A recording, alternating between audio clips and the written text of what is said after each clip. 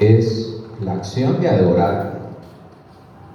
¿Y qué es adorar? Pues bueno, desde el punto de vista cristiano, adorar es, como hicimos antes en la alabanza de la adoración, exaltar al Padre, honrarlo, amarlo, respetarlo, ser obediente a Él, someternos a su voluntad y colocarlo a Él en el centro de nuestras vidas. Eso es adorar desde el punto de vista cristiano. Y la adoración, como dije, pues es la acción de adorar. Entonces, la adoración es la actitud o la intención interna del corazón del hombre para Dios. Implica relación personal, entrega absoluta, sumisión, obediencia, el servicio, la rendición, el amor, la alabanza en fruto de labios, como lo hicimos hace un rato, escuchar y aprender de su palabra y anunciar sus virtudes, entre otras más. Es decir, implica una forma de vida que permite tener comunión con el Espíritu Santo.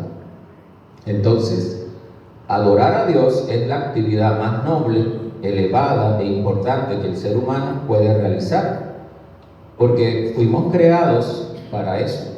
Y cuando el hombre pecó, rompiendo así su relación con Dios, el Padre envió a su propio Hijo con el fin de redimirnos para que pudiéramos ser nuevamente verdaderos adoradores. Es decir, cuando el Padre creó a la pareja original, fueron creados para que adoraran a Dios.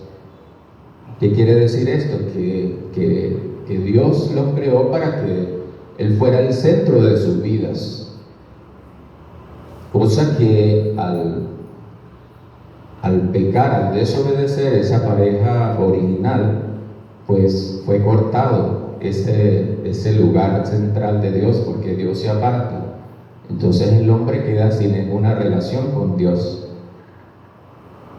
Y es tan importante este tema, vamos a buscar Apocalipsis 4, del 8 al 11, es tan importante, porque la adoración va a ser una actividad principal durante toda la eternidad.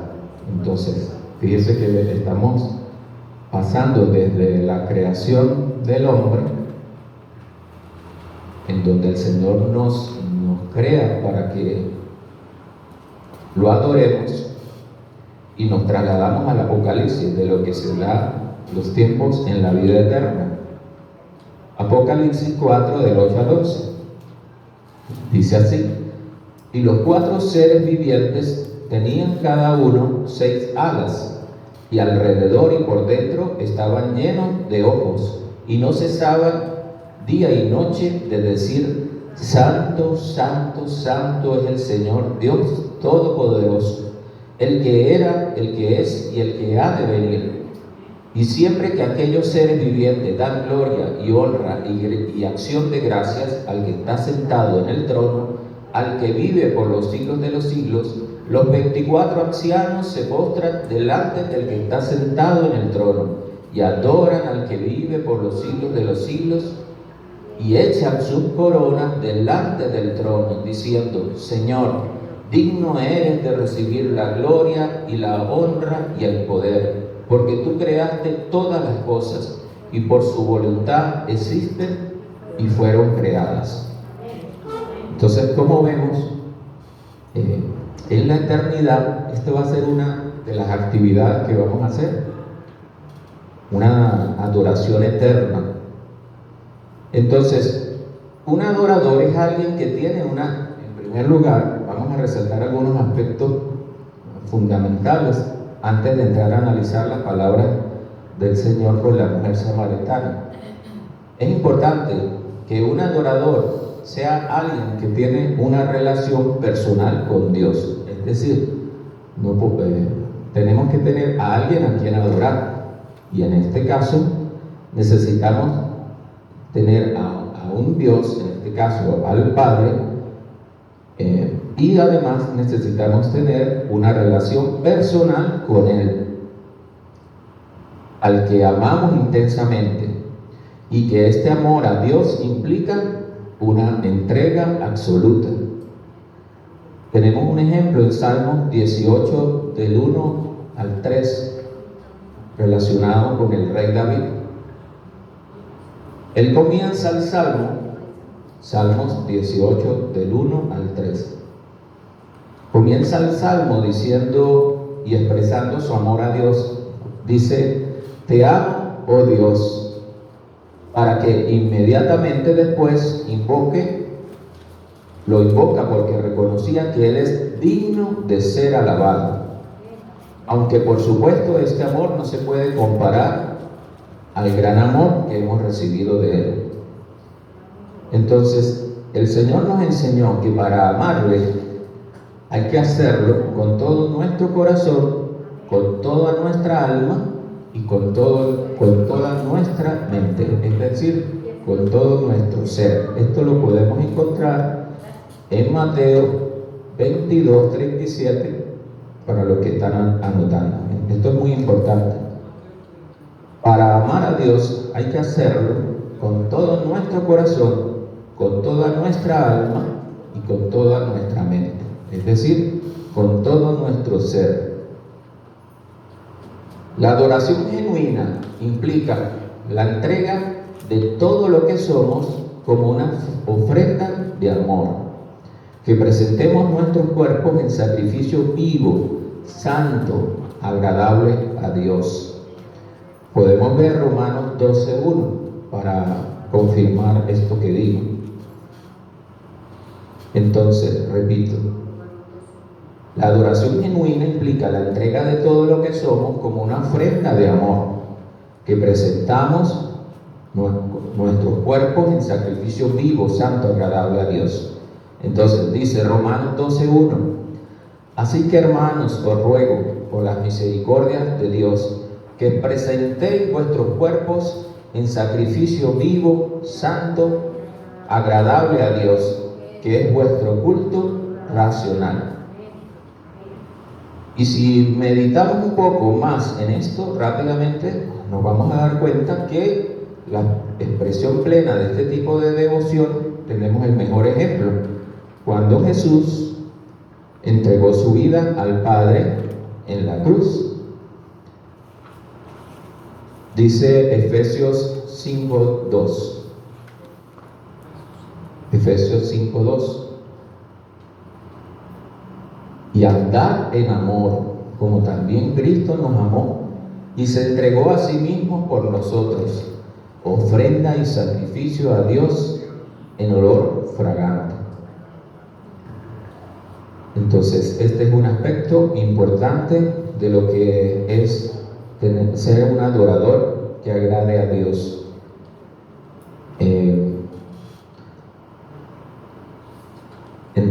Entregarnos de forma tal que seamos una ofrenda de amor y que presentemos nuestros cuerpos en sacrificio vivo, santo, agradable a Dios. Esto quiere decir que cuando entregamos nuestros cuerpos, quiere decir que como una ofrenda de amor, es que cuando nos sometemos a la voluntad de Dios y al Espíritu Santo, debemos guardar y cuidar de nuestro cuerpo. No solamente cuidar nuestro cuerpo porque el cuerpo se convierte en el templo y morada del Espíritu Santo, sino que también dar ese buen ejemplo, ese buen testimonio de hombres de bien, de hombres santos, de hombres justos. Entonces debemos dar frutos y debemos dar un buen testimonio. También adorar a Dios implica sumisión y obediencia. Nosotros no podemos ser verdaderos adoradores o unos auténticos adoradores si no obedecemos la voluntad de Dios, si no lo declaramos como nuestro Señor.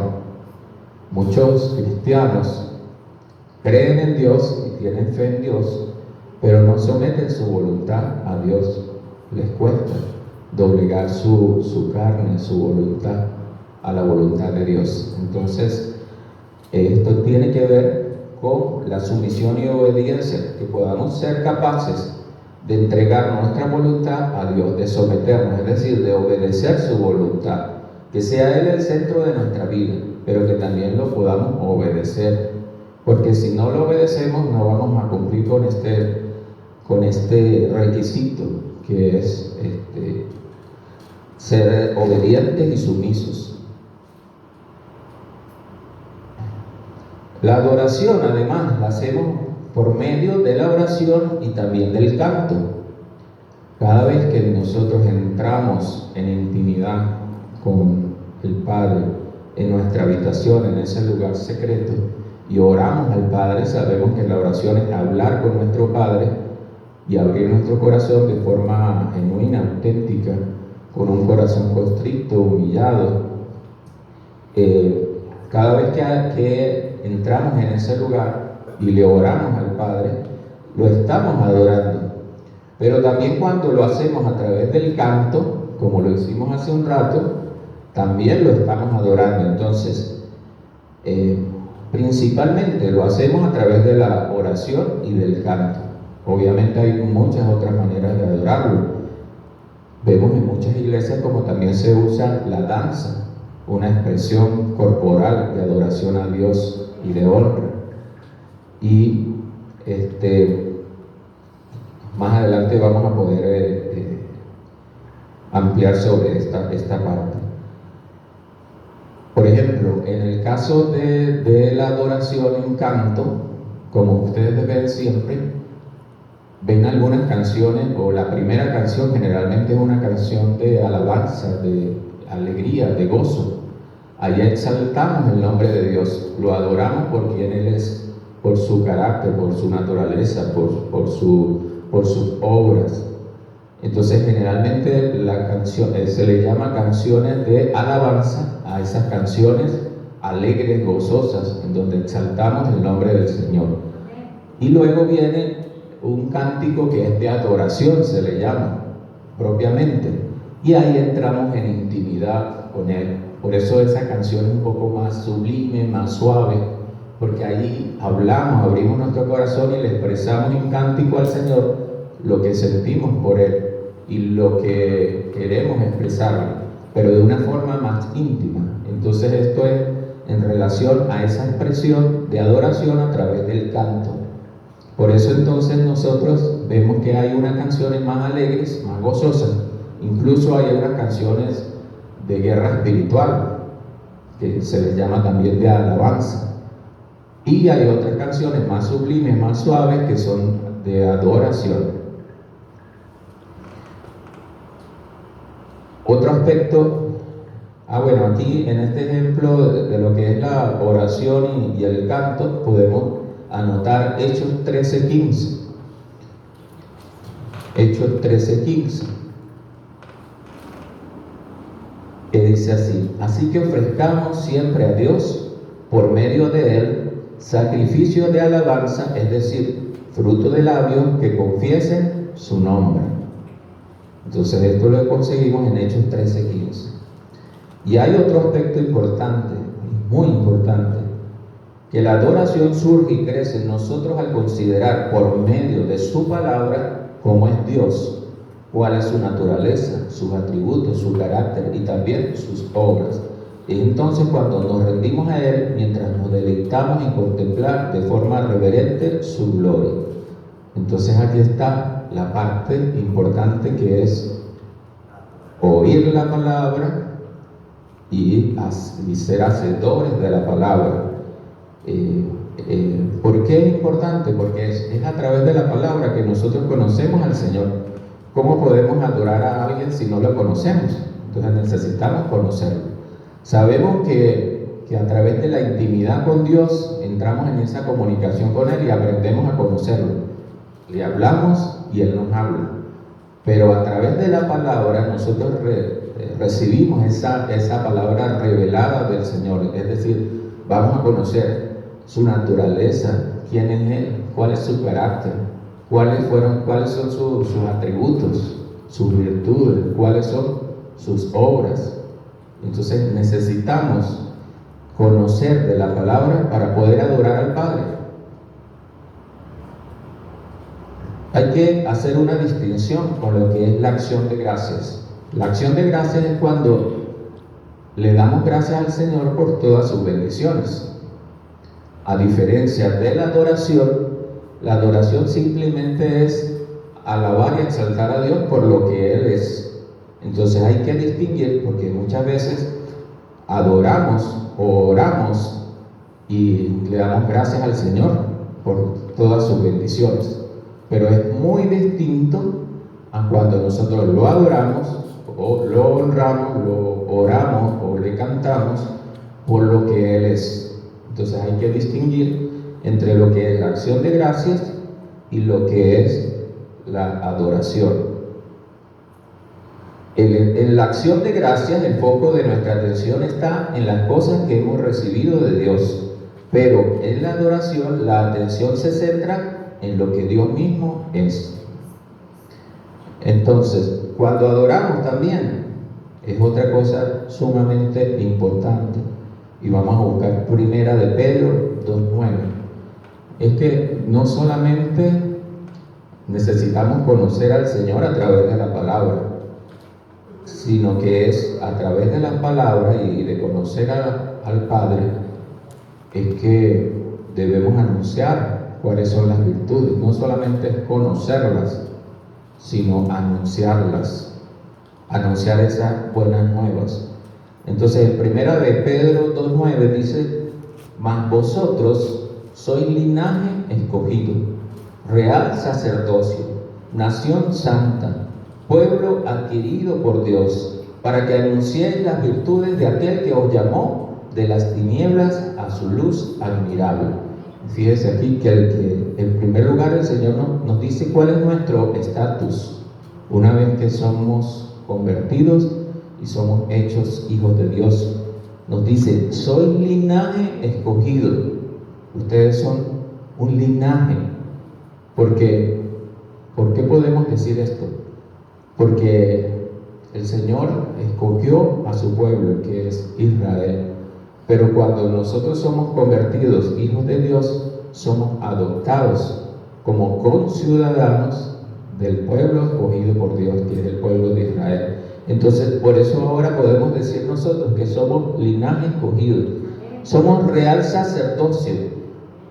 Cuando nosotros, parte de la promesa del Señor, cuando lo recibimos, es que nos convertimos en esa naturaleza de sacerdotes. ¿Por qué? Porque vamos a anunciar la palabra del Señor. Él mismo nos lo está diciendo. Vamos a anunciar cuáles son sus virtudes. Entonces, tenemos el real sacerdocio. ¿Quién nos lo da? Nuestro Señor Jesús se convirtió en ese sacerdote nuestro. Es el que intercede. Primero fue la ofrenda de amor, o sea, entregó su vida como un sacrificio. Y en segundo lugar, ahora se convierte en nuestro intercesor ante Dios, nuestro único intermediario. Entonces esa es una función sacerdotal que el Señor, como naturaleza de Él, nos regaló. Y esa misma naturaleza nos da a nosotros. También el Señor nos promete que en un futuro nosotros vamos a ser reyes y sacerdotes, nada más y nada menos. Cuando el Señor venga a reinar en ese milenio, vamos a ser reyes y sacerdotes. Entonces, desde ahora, nosotros podemos decir que tenemos ese real sacerdocio como hijos de Dios. Somos nación santa porque somos escogidas por el Señor, somos conciudadanos de ese nuevo pueblo de Dios, en donde ya no hay judíos ni gentiles, o sea, ya somos un solo pueblo. Y somos un pueblo adquirido por Dios, porque ahora somos adoptados por el Señor, para que anunciemos las virtudes de aquel que os llamó de las tinieblas a su luz admirable. Es decir, el Señor nos manda a anunciar sus virtudes. Por eso debemos ser promotores, transmisores de esa palabra. Yo he sentido, después de que he conocido de Dios cada día, de que le doy gracias porque me ha dado una sabiduría, un conocimiento, me ha dado una revelación. como nunca me imaginé. Un conocimiento tremendo y un crecimiento en lo espiritual. Pero yo no hago nada con quedarme con eso. Yo siento, es algo que está en mí y entiendo esa parte de ser un transmisor a cualquiera donde esté. No tengo que estar parado en una iglesia, sino en cualquier lugar donde estemos, ser promotores de la palabra del Señor, anunciar las virtudes de aquel que nos llamó de las tinieblas a su luz admirable. Además, Dios tiene que ser el centro de nuestra adoración, centrada además en la obra suprema de Cristo en la cruz. Decía el apóstol Pablo en Gálatas 6:14: pero lejos esté de mí gloriarme, sino en la cruz de nuestro Señor Jesucristo. Entonces, si en esa obra de Jesús, nosotros todavía estaríamos bajo la ira de Dios y expuestos al juicio y a la condenación. Entonces, es por la obra de nuestro Señor Jesucristo que hemos encontrado la reconciliación con Dios, y es allí donde podemos apreciar de forma totalmente nítida cómo es Dios. Entonces, es importante para un verdadero adorador tener a Dios, al Padre, o a Dios en toda su plenitud, en toda su deidad y divinidad, tenerlo como el centro de nuestra vida. Pero además es muy importante tener la obra en la cruz de nuestro Señor Jesucristo como centro de nuestra adoración. Además que la adoración y el servicio, que es otro aspecto muy importante, están íntimamente ligados. La adoración que no involucra nuestro servicio a Dios, entonces no es verdadera, lo cual también implica el servicio a nuestros semejantes. Tenemos un ejemplo o dos ejemplos de lo que es adoración y servicio. Dice Mateo 4:10. Mateo 4:10.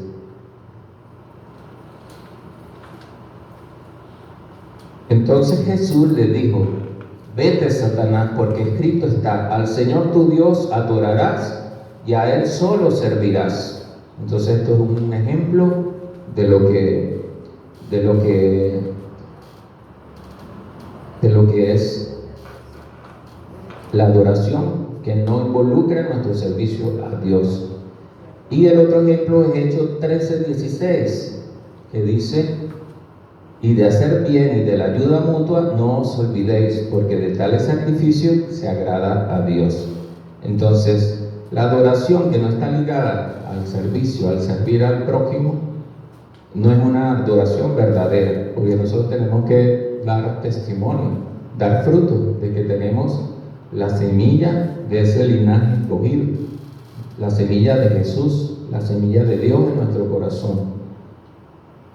Entonces, estos son algunos aspectos muy importantes en el tema de lo que es ser un verdadero adorador. Ahora, entrando a algunas de las cosas que el Señor le habla en este evento a la samaritana, Él le dice: el Padre tales adoradores busca que le adoren. Es probable que muchas personas piensen que Cristo llevó a cabo la obra de la cruz con el fin de librar de la condenación eterna en el infierno. Y eso es cierto. Es uno de los beneficios que recibimos cuando creemos en Él. Pero sin duda no es la meta final de nuestra salvación.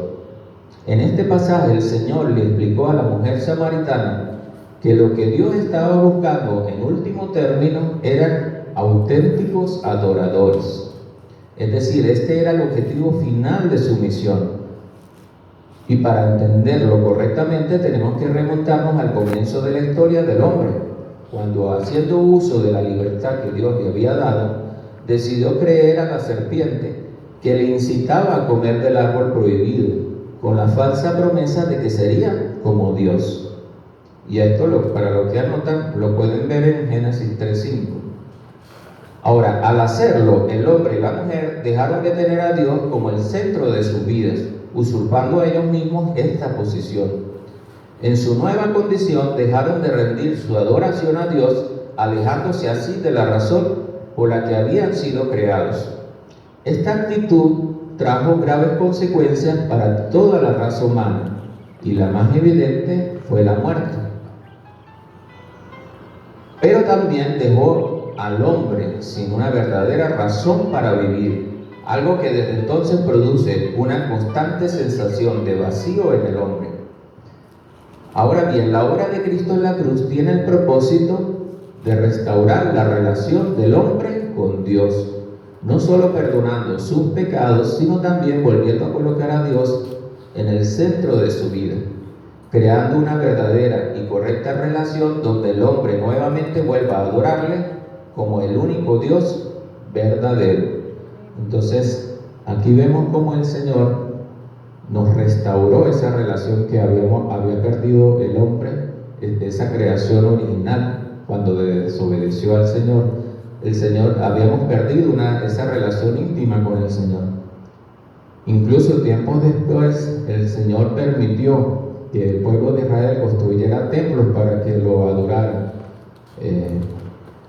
un tabernáculo y posteriormente un templo.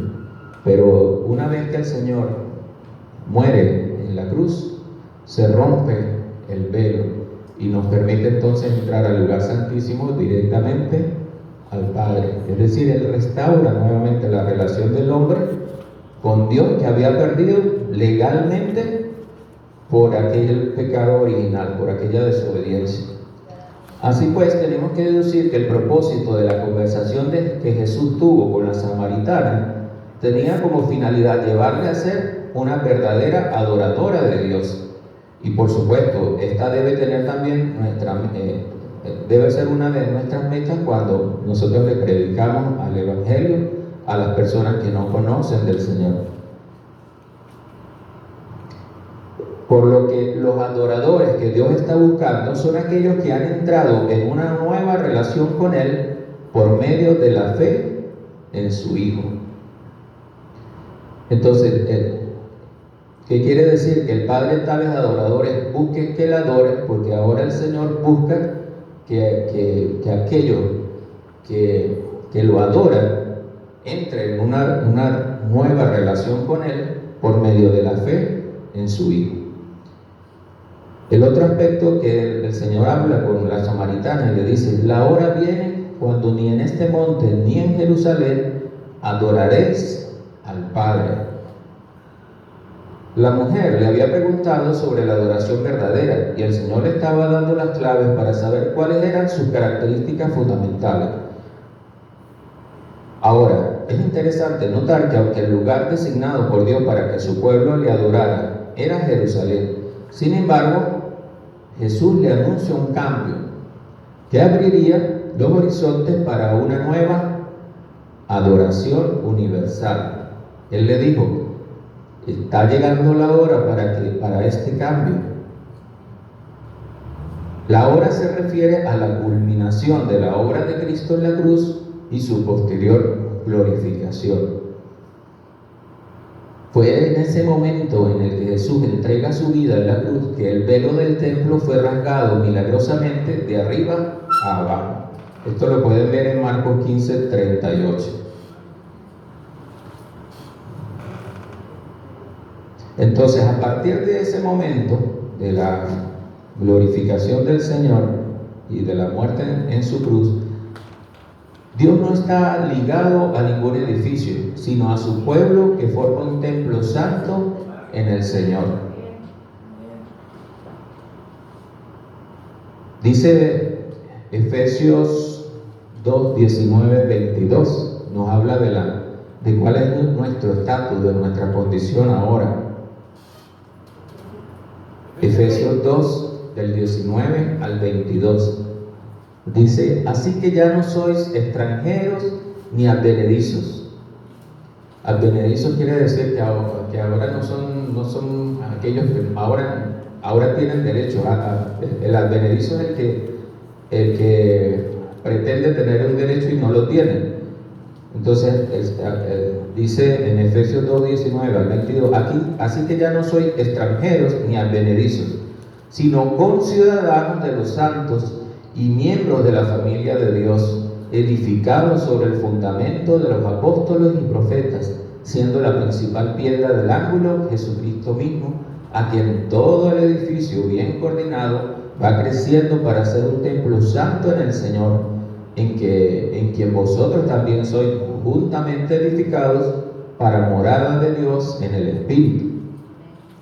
Y en Mateo 18 y 20, eso es otra de lo que cambió y de lo que tenemos para el día de hoy, gracias a esa obra de Jesús en la cruz, es que dice, porque donde están 2 o 3 congregados en mi nombre, allí estoy yo en medio de ellos.